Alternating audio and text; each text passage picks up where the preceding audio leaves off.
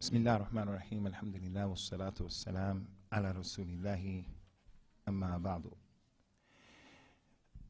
The topic today that I've been assigned to deal with is the topic of al-Hasad, which is the malicious and the dangerous envy.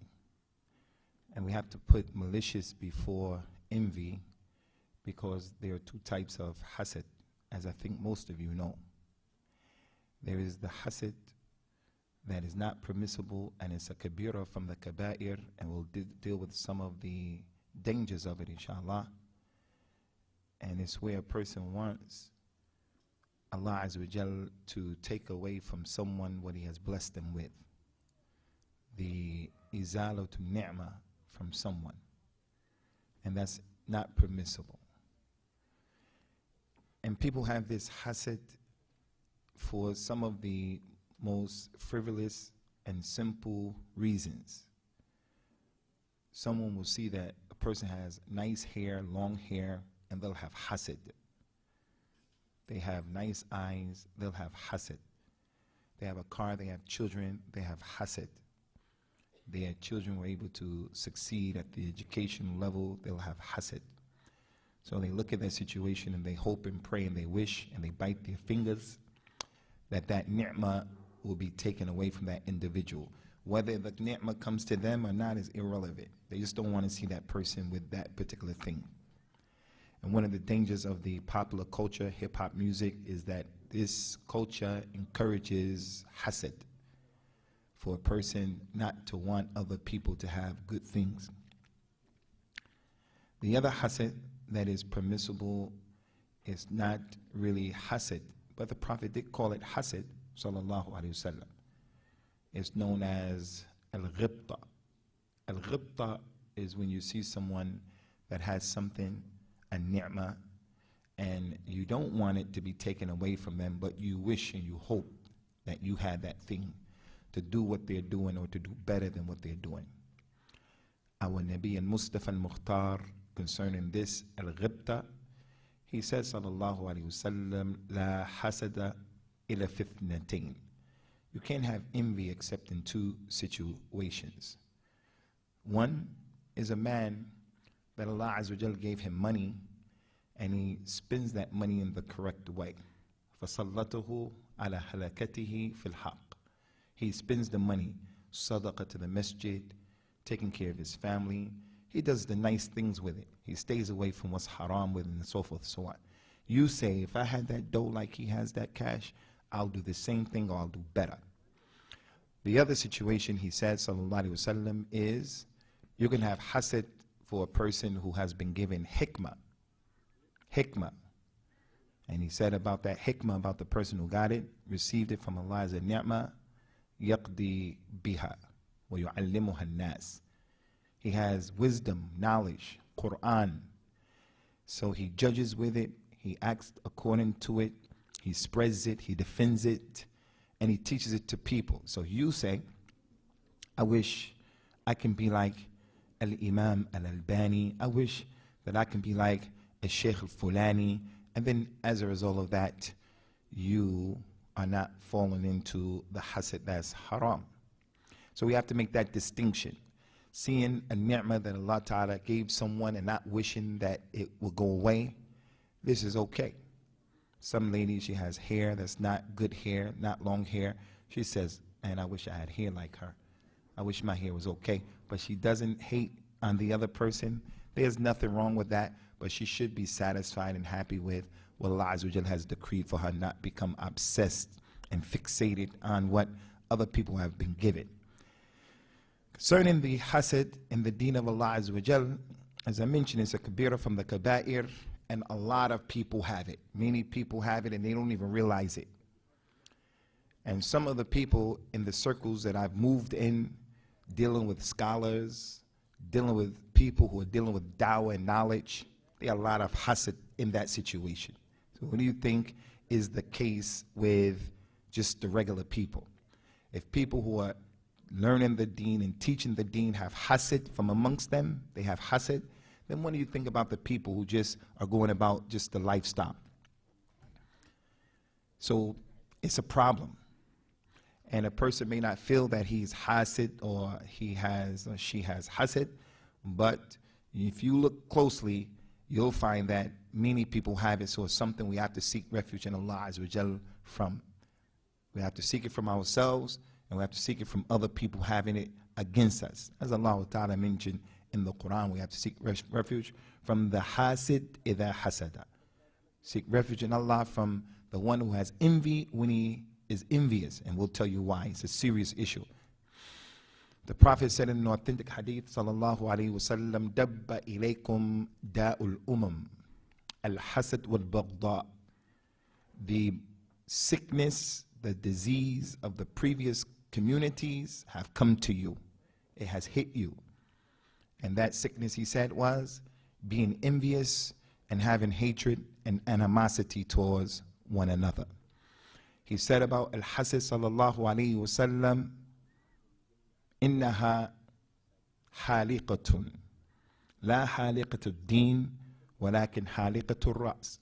La haliqatu ras, walakin haliqatu din. He said, for a person to have this envy, it is the razor that will cut. He said, it's not the razor that will cut your hair, but it's the razor that will cut your religion. It will cause your good deeds to be taken away. It will cause people's bad deeds to be thrown upon you. It will cause you to do things in an attempt to get this person's ni'mah taken away. You do things and it causes Allah Azza wa Jal to write against you. So he told the people, la tahasadu. Don't be envious of one another. Again, concerning the history of hasad, the scholars of Islam, they said that the first sin that Allah Azza wa Jal was sent against and with it is al-hasad. In the story of Iblis, when Allah Azza wa Jal told Iblis to bow down to the creation Adam along with the malaika, they all bowed down except Iblis. Abba was stakbar, he was arrogant, he didn't. So Allah said to him, ma mana'aka and tasjuda lima khalaqtu biyadayhi.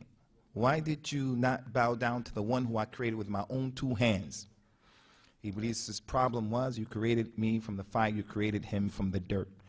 Now this is important about our aqidah, the aqidah of al-Islam. Something that Iblis did not understand.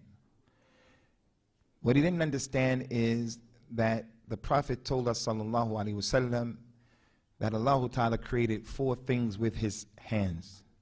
And everything else in creation was created by Allah saying, be, and it became. So if someone asks you this question, this is part of what we've been taught in our deen. Why did Allah tell Iblis to bow down to Adam? Why did he tell the malaika to bow down to Adam? As the ayah said, ma mana'aka an tasjuda lima khalaqtu biyadayya.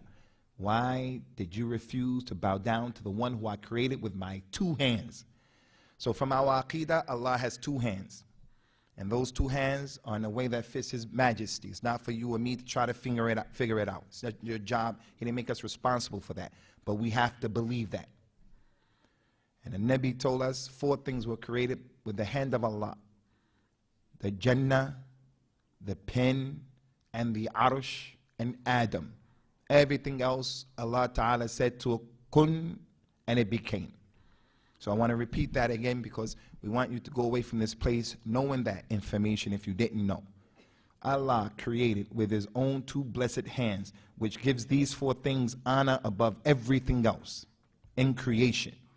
He created the pen, the qalam, the arsh, the Jannah, and Adam.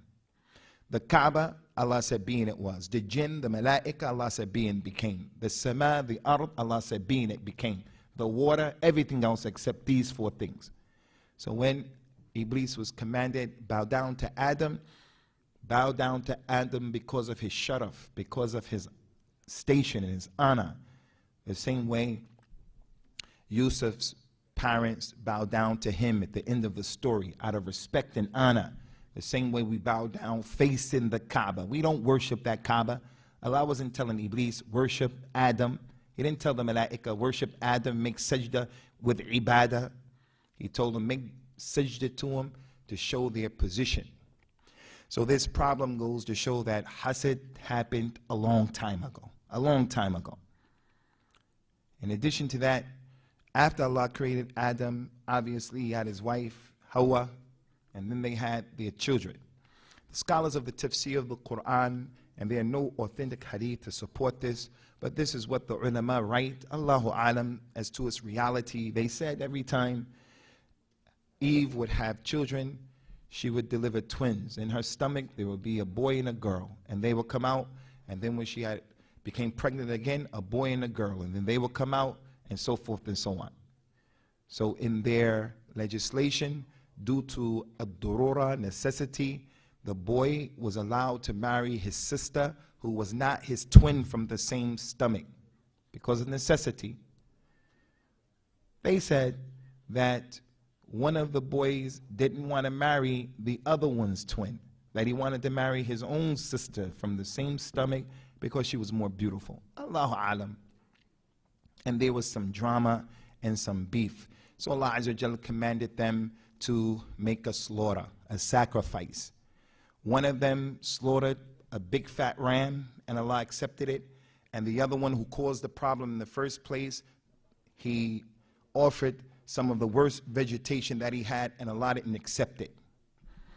And this issue was mentioned in Surah Al-Ma'idah, if you go back to deal with the tafsir of that. وَاتْلُ عَلَيْهِمْ نَبَى بْنِ آدَمَ بِالْحَقِّ إِذْ قَرَّبَا قُرْبَانًا فَتُقُبِّلَ مِنْ أَحَدِهِمَا وَلَمْ يُتَقَبَّلْ مِنَ الْآخَرِ قَالَ لَأَقْتُلَنَّكَ قال إنما يتقبل الله من المتقين وإن بسطت إلي يدك لتقتلني ما أنا بباسط يدي إليك لأقتلك إني أخاف الله رب العالمين إني أريد أن تبوء بإثمي وإثمك فتكون من أصحاب النار وذلك جزاء الظالمين فطوعت له نفسه قتل أخيه فقتله فأصبح من الخاسرين.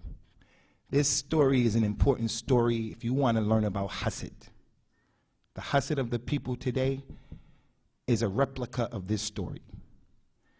Allah told the Nabi sallallahu alaihi wasallam, tell them, Muhammad, the people in this place right now and the people who want to listen to the Quran, read to them the story of the two sons of Adam. When both of them made a sacrifice, made an offering, it was accepted from one and it was rejected from the other one. So the one who was rejected from, he said, verily, I'm going to kill you. I'm going to kill you.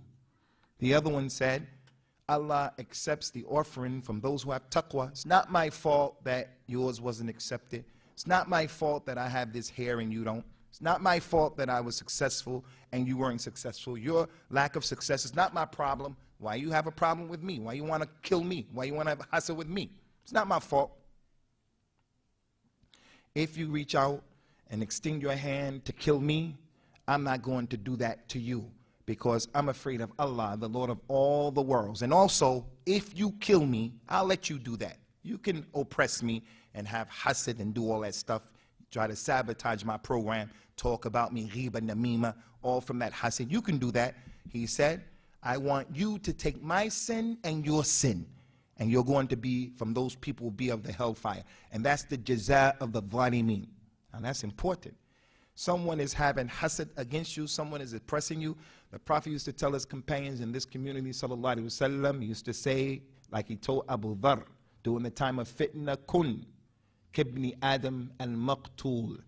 Be like the son of Adam who was killed. If you had a choice of being one of the two, be the one who was killed. Let the people oppress you. Let the people take your rights. Doesn't mean you don't try to defend yourself and push it off. But if you are the mazloom, if you're the one who's oppressed, the one who was oppressed said, Inni uridu an tabu'a bi ithmi wa ithmika. I want you to take my sin and your sin by what you're doing. He's going to take his sin in that he's going to receive whatever good deeds that he has, or he's going to have his bad deeds thrown on him. So this story and this aspect of the story is important with hasad and other than hasad. I want you to take my sin and your sin, and you're going to be of the people of the hellfire, and that's the reward of the zalimin. The ayat said, فَطَوَّعَتْ لَهُ نَفْسُهُ قتل أخيه. So he listened to his nafs, the wiswas of his nafs that made him preoccupied, made him fixated on this issue. So he killed his brother, and he became of those people who are the khasirin, those people who are the losers. Now this is important to understand. This is important. Although Adam's son killed his brother and murder is from the Akbar al-Kabair, that doesn't mean that his brother was a kafir. It doesn't mean that. As long as the person didn't make shirk billah azza wa jal, he will go to Jannah. If he doesn't make shirk with Allah, whatever sin the person does, homosexuality, lesbianism, he murders someone, whatever, riba, zina, khamr, whatever. If he didn't make shirk with Allah azza wa jal, he doesn't go outside of the da'ir or the circle of al-Islam.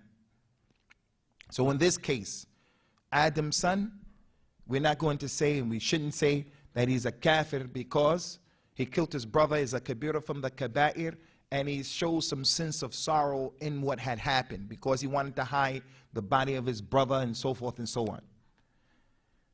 So that goes to show the story, many points and benefits from the story, goes to show hasad is qadim, that it will cause a person to kill someone who is close to him for something that is not even his fault. Both of them were in the position to do the same thing. He chose to do something, an ibadah, a dhabh, to get close to Allah, and he took the best animal. How are you going to blame him for that? How are you going to blame him for that? So al-hasad is a long time ago.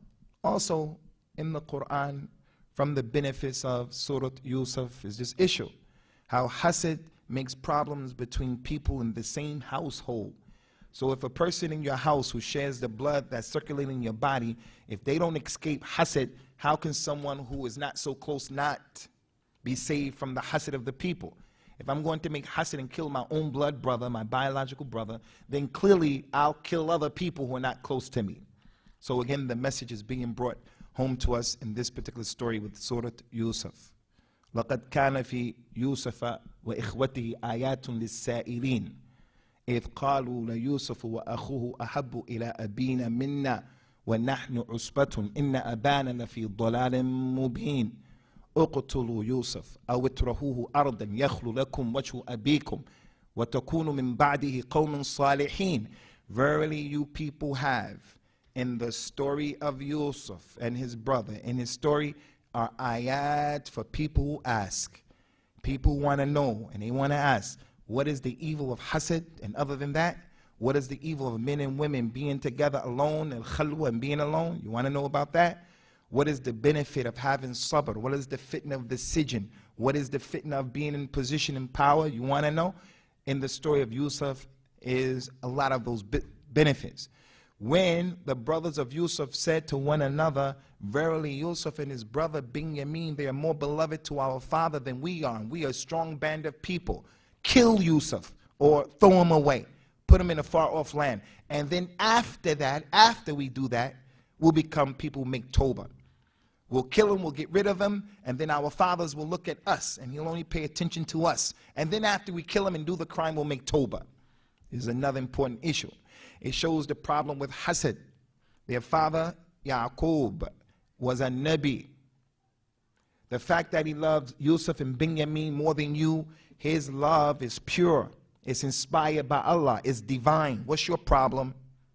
It's not like some other people who they love one of their children more than the other and they're not fair and just. No, his love is divine. What's your problem? In addition to that, he's your brother. One is the youngest one. And that goes to show again between mothers and fathers in the house. One of the worst things that you can do is to say to one of your children, why aren't you like this one? Why don't you do like this one? You have to be careful with that.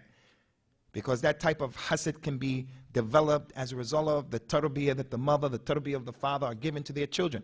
A man may have more than one wife and children from both wives. Or they may be the same, sharing the same mother and the father. If you don't treat them right, there are problems. She was married before.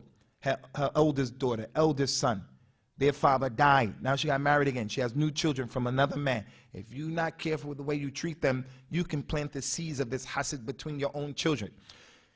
in trying to solve the problem, they wanted the love of their father. So we'll look at this design, shaitan. They said, kill Yusuf and get rid of him, or get rid of him. And then after that, our father will look at us. And that's what happens with the wiswas of a shaitan, that it makes people come up with crazy plans. And once you start to try to implement the crazy plan, you have to keep up with the craziness and the madness of the issue. You kill someone, you have to get rid of the body. You go and you get acid and pour it on the body, it's another problem, and another problem, and another problem. Just do the right thing. That's all. You won't have to deal with all of the madness that comes as a result of doing sins. And another issue about Yusuf, they said after you kill him, your father's going to look for that, and then you can make tawbah. That was the beginning of the story. They said, let's get rid of him, and then after we get rid of him, we do the crime and the sin, then we'll make tawbah. But if you look at the story, all the way at the end of the story, after they threw Yusuf away, after they threw him away, and they went to Egypt, and all of that stuff happened in Egypt, and they said, someone stole from your group. And then they came back and they found the thing of the king with Binyamin. They said, the king said, he stole it. They said, yeah. He has a brother who used to steal as well, meaning Yusuf. What happened to the Tawbah for a long time ago?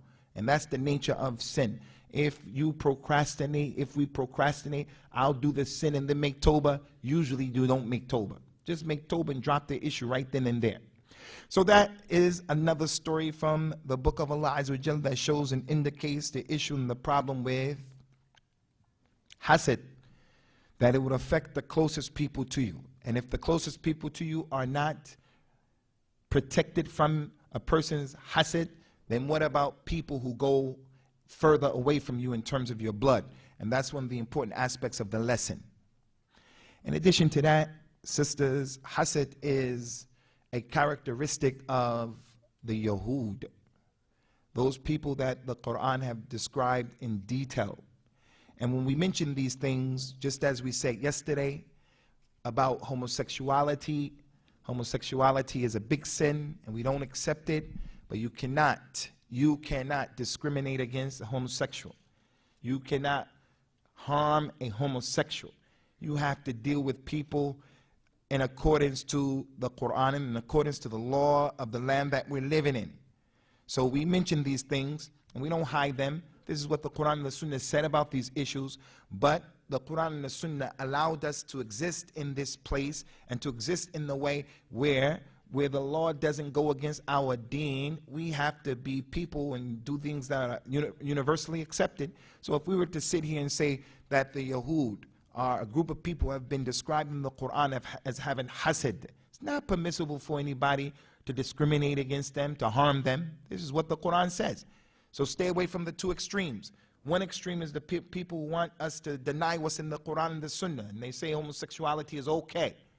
The other extreme is the person who wants to take the law in his own hand, but you can't even say that because it's not the law, but they want to hurt people and do things and say Islam said it. Allah Ta'ala has described them in the Quran. He said about them, subhanahu wa ta'ala, وَدَّ كَثِيرٌ مِّنْ أَهْلِ الْكِتَابِ لَوْ يُرُدُّوكُم مِّن بَعْدِ إِيمَانِكُمْ كُفَّارًا حَسَدًا مِّنْ عِندِ أَنفُسِهِمْ. There are those people from Ahl al-Kitab, meaning the Yahud, they love it that you people will leave your Iman. After you became Muslims, they will love it that you will become kuffar. And they feel that way because of hasad that's inside of themselves. The Prophet told the people, sallallahu alayhi wa ala alihi wa sallam, ma hasadatkum al-yahud ala shay'in, ma hasadatkum ala salam wa ta'meen. Out of the things that you do, you Muslims, the Jews, they don't have hasad for you more than they have hasad for when you say to one another, assalamu alaikum. And also when you say ameen in the salat. During the time of the Prophet sallallahu alaihi wasallam, the Jews used to get upset when they saw the brotherhood of al-Islam and they were spreading the salams and the love. And the salam helps to fortify that love. They used to hate it and have hasad on the akhuwa of al-Islam. Just saying assalamu alaikum. Also, the ameen. And that's why both of these issues are important. Saying salam and saying ameen. They're not small issues. I don't know much about Canada, but where we come from, we have a lot of political oriented groups that focus on establishing the khilafah in the UK. Establishing the khilaf in the earth is important. We have other young people in the university, young people. All they talk about, jihad, jihad, jihad. Jihad is from Islam, but there's a correct way of doing it. There's a time, there's a place, there are the people for it, circumstances. It's not what you're talking about. And then issues like giving salams, that's right in front of the nose, birrul walidain, right in front of the nose, saying ameen and learning how to dress properly and make salat correctly right in front of the nose. These issues, when you mention them, they say, that's not important. When we establish the khilafah, we'll do all of that stuff. The Prophet told the people, sallallahu alaihi wasallam, إِذَا أَمَّنَ الْإِمَامِ فَأَمِّنُوا فإنه من وافق تأمينه تأمين الملائكة غفر له ما تقدم من ذنبه. When you're praying and the Imam says Ameen, you also say Ameen. Because if you say Ameen and your Ameen corresponds with the Malaika at that prayer, Allah will forgive you for the sins that you committed in the past. How are you going to come and tell me, that's a serious issue? Why would the Yahud make hasad on us if it wasn't a serious issue? So the shahid from that kalam, and the point from that kalam, is hasad is a characteristic of the Yahud. And what's really crazy is that people, because of our religion and this issue of al-wala wal-bara, we look at the Yahud a certain way. And the person is talking about the Yahud against the Yahud, politically oriented people, and other than that, the Yahud, maghdubi alayhim, the Yahud, but they're people who have hasad. You're on the way in the minhaj of those people. You're on the characteristics of those people. So al-hasad is old. It happens between the people. It happens between close individuals. And it's a characteristic of Iblis. It's a characteristic of the Yahud. Allah Azza wa Jal is angry with them. They are maghdub alayhim. Why? Because this is one of the reasons. So one of the things that a person can receive Allah's anger is if he has this hasad. Because hasad has a few problems and dangers. One of the many problems of al-hasad is that the person is upset with the qadr of Allah, the aqdar of Allah, what Allah Azza wa Jal has decreed. Allah gave him knowledge. Allah gave her good looks. Allah allowed their children to excel academically. Allah allowed him to accomplish this and to open his business. Allah gave him and him and him and him. That's from the qadr of Allah. Allah mentioned in the Quran, أَمْ يَحْسَدُونَ النَّاسَ عَلَى مَا آتَاهُمُ اللَّهُ مِنْ فَضْلِهِ. Do they have hasad against the people because of what Allah gave them from His fadl? Some of the poor Muslims came to the Nabi sallallahu alaihi wasallam and they complained, Ya Rasulullah, the aghniya, dhahab al-aghniya, bil-thubur. They went off and they took all of the rewards. They pray the way we pray. They fast the way we fast. They make hajj, we make hajj. They do all of these things. But they passed us because they have extra money. They're doing everything that we're doing, but they're giving their money, and we don't have the ability to give money.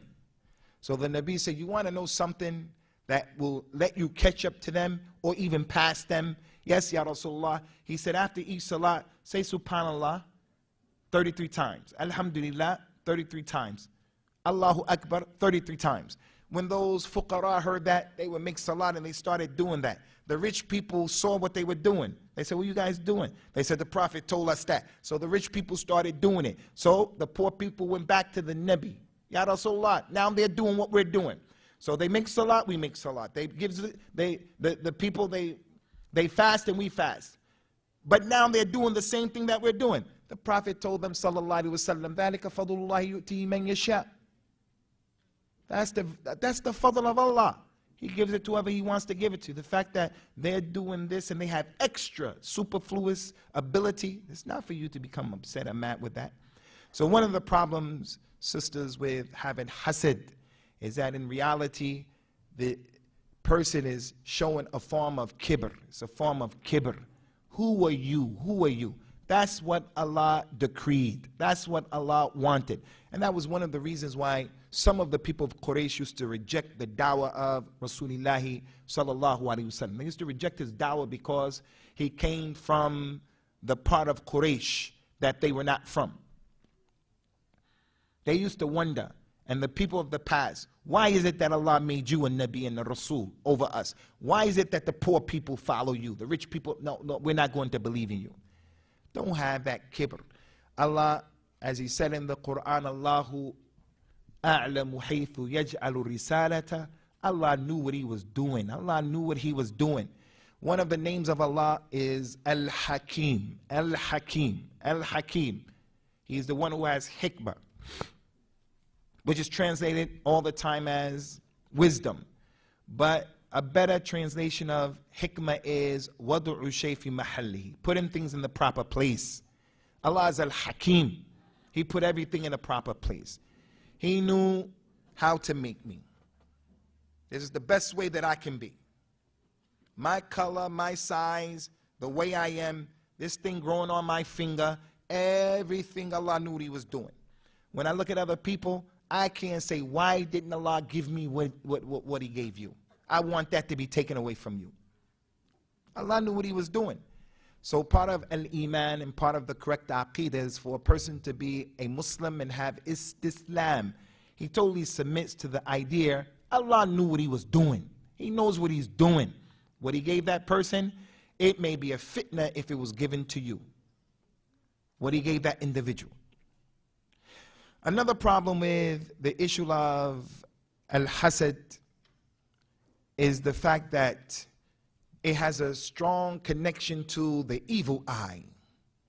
Hasad and al-Ain are intertwined. There's an irtibat qawi, very strong connection between the two. And it can hurt innocent people. Now listen to this, is important.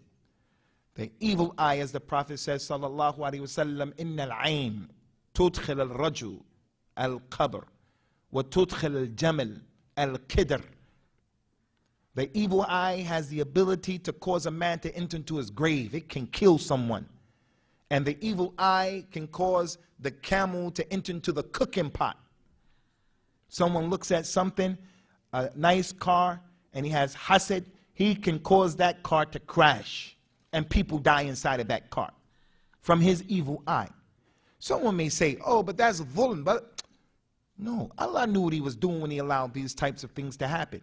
So He put us in a position where we have to do things to seek protection from the hasad of the hasid, dua, ruqya, all kinds of things to protect yourself. If you know that a person can give you the evil eye. One companion was swimming, bathing and swimming. He was bathing and go under the water to get the stuff off that he was washing with. A man came and saw him in the water and saw his muscles and saw the complexion of his skin, and he said, wow, look at his muscles, look at his skin, look at his complexion. Never saw skin like that before. The man started drowning. When they took him out of the water and pumped his stomach, they told the Prophet what happened. He told the people, sallallahu alaihi wasallam, ala ma yaqtulu ahadakum akhahu. إذا رأى أحدكم من أخيه ما يعجبه فليدعو له بالبركة. Why does one of you people kill his brother? Why do you kill your brother? If you see something from your brother that impresses you, that you like, then make dua for him by making barakah. Allah yubarak feek. Ask him, Allah, put the barakah in that particular thing. The one who was bathing, he had nothing to do with what happened. He was innocent. It's just that the guy looked at him, and that's what happened. So the Nabi sallallahu alaihi wasallam has brought a religion that is fair and just. Tammat kalimatu rabbika sidqan wa adla. There's no oppression. That a person can look at you, and because of the evil eye, you die, you crash, you and your family. La samahallah. As example. No one should come and say, how was that? That's not fair. What did I do? If you know that, then do the ruqya. Do the ruqya. The Nabi used to do different ruqya. He used to say things, sallallahu alaihi wasallam, that we should try to learn. And there were many dua that he used to say. He used to say, sallallahu alaihi wasallam, bismillah arqiq min kulli sharrin yu'dhik min sharri kulli nafs wa ain hasidin. Allahu yashfiq, bismillah arqiq. He used to say this dua. In the name of Allah, I give you ruqya. I give you ruqya from any and everything that harms you. I give you the ruqya from every person and every evil eye of the hasid. I give you ruqya in the name of Allah. He used to take Hassan and Hussein, and he would make that dua for them. أُعِيذُكُمَا بِكَلِمَةِ اللَّهِ. And from what he asked Allah to protect them from was the evil eye, and other than that, they're innocent. And then when the last two surahs of the Quran were revealed, the Mu'awwidhatayn, he used to leave everything else, and he would just use those two surahs before going to bed, and then he would put them on himself. He would put them on his children. Jibril, he came and gave the Nabi ruqya, sallallahu alayhi wa ala alihi wa sallam. So the point here is, from the danger of this hasad, is that it can kill people. It can kill people. It can harm people. Now I want to share something with you that you may not know, you may know, but it's important in what remains of your life, because we all have aspirations. We all have goals and objectives that we're trying to,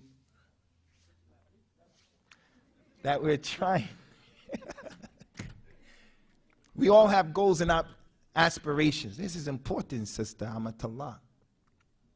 This comes from the mouth of our Nabi, the perfect Murabbi, Alim, knew what he was talking about. He knew people. He said in the hadith that's authentic, it's Hassan, Ista'inu ala injah hawaijikum bil kitman fa inna min wara kulli ni'matin mahsud. This is tremendously important. He said, if you want to be successful in the things that you plan on doing, you want to get married, you want to marry off your child, you want to travel, you want to buy a new house, you want to buy a car, you want to move from this place to that place, whatever you want to do. He said, if you want to be successful in what you're going to do, then be quiet about it. Because every single ni'mah that Allah gave you, every ni'mah that Allah gave you, there's someone who is envious of that ni'mah. Don't be of those people who say, I don't have any enemies. You may not have any enemies as such, people who are opposing you and giving you problems and static. You may not have that. But Muslims and non-Muslims alike, when someone sees the way you are, the way you look, the way you hold yourself, what you're doing, what you're not doing, what you're trying to accomplish, when they hear about it, I want to get married. You tell them at the beginning, I want to get married to so-and-so and so-and-so in that family. Behind your back, they make dua against you. They say things against you. They put the evil eye on you. They make dua and do things to try to sabotage and circumvent your problem. So the Nabi said, if you want to be successful, be quiet. Another dalil about the importance of keeping your secrets to yourself. You tell another person, 11 people know. You just tell the people who have to know. And then if you want to get married and it doesn't happen, it doesn't happen. You've been telling these people, I'm going to get married, I'm going to get married, I'm going to get married. And then it doesn't happen because of some fitness, some drama. They're going to come and you owe them an explanation. Why didn't you get married? Now you have to tell them, they thought my family was lower than their family. You have to tell them something that's not nice. So if they didn't know about it, then be quiet. And it includes being pregnant. It includes being pregnant, the evil eye. The Prophet said that there was a snake, sallallahu alaihi wasallam, that if you see it, you know the snake can be a jinn, believe in jinn. So if you see a snake, a normal snake, you got to tell him, get out 3 times. He doesn't get out, you kill him. We believe that. Someone else may think that's some hocus pocus, crystal ball stuff, but we believe that. That's what our Nabi said. You see a snake, now that doesn't mean like as a lady, I'm like you, I don't like snakes, I don't like mice and stuff like that. I can fight, but if a mouse came, I'm going to be like most people. It's just a mouse. So that doesn't mean if a snake come, you just calm down. You can run away from the snake.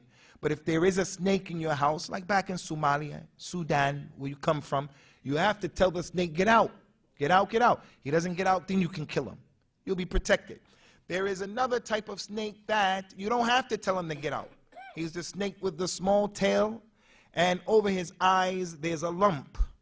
The Nabi said that that snake, when he looks at the pregnant lady, he causes her to abort the baby from his evil eye. You're pregnant. Don't go around telling everybody, I'm pregnant, I'm pregnant, I'm pregnant, especially in the first trimester, the first 3 months. That's the critical time. Don't tell people. That's a ni'mah. That lady who didn't have a baby, that lady who lost her baby, some people are like that. When she hears you're pregnant, she has envy. Why? Why did I lose my baby? Why I can't get pregnant? Why can't she get pregnant? Why is it? and then she gives you the evil eye from her hasad.